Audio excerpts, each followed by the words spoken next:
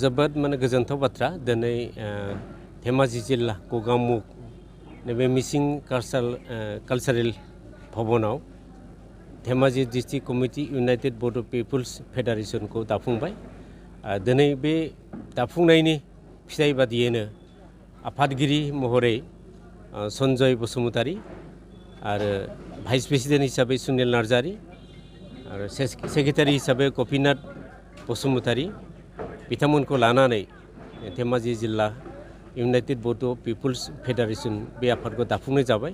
जों आसा खालामदों जे बिथांमोननि दैदेननायनि गेजेरजों जों गासै जिल्लाखौ कभारेज खालामगोन, आनसलिक कमिटिखौ दाफुंगोन आरो इयुनाव जोंनि हाबाफारि जा इउनाइटेड बड' पिपुल्स फेडारेशननि जा एम एन्ड अबजेक्ट बेखौ लानानै थांखि बिथांखि लानानै आवगायगोन बेखौ आसा खालामनानै जोङो खावलायगोन जे बयबो लैहोर लैहोर जोंनि बे आफादाव जइन जानांगौ आरो बे आफाद दाफुंनायनि अनगायैबो हाबाफारिखौ मदद आरो हेफाजाब खामानि मावनो थाखाय जों खावलायगोन।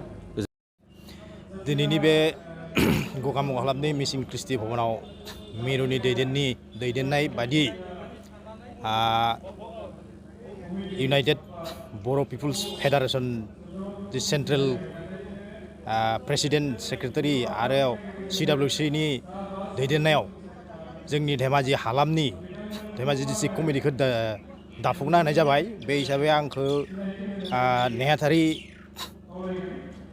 बाबाव होनाय जादों आरो नेहाथारि हिसाबै जों हारिनि थाखाय बे आफादजों थाफानानै जिबायदि खामानि मावनांगौ बेबायदि मावलांगोन होननानै दिनै थांखि लानाय जाबाय। खुलुमबाय, आंनि नामा सन्जय बसुमतारी, आं गगामुख हालामनि थागिबि।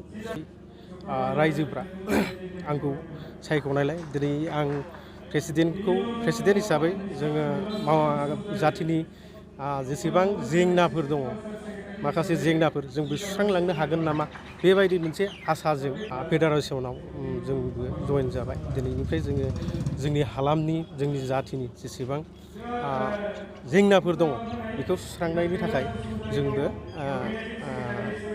खामानि मावलांगोन होननानै आं एसेयावनो आंनि बिबुंथिखौ